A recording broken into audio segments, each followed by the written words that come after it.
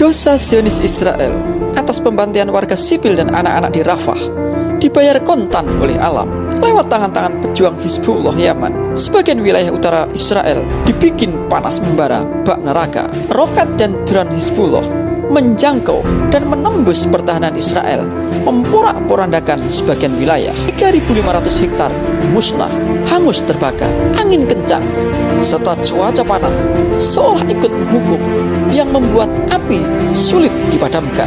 Tak bisa dihindari, kepanikan, ketakutan telah menyelimuti rakyat Israel.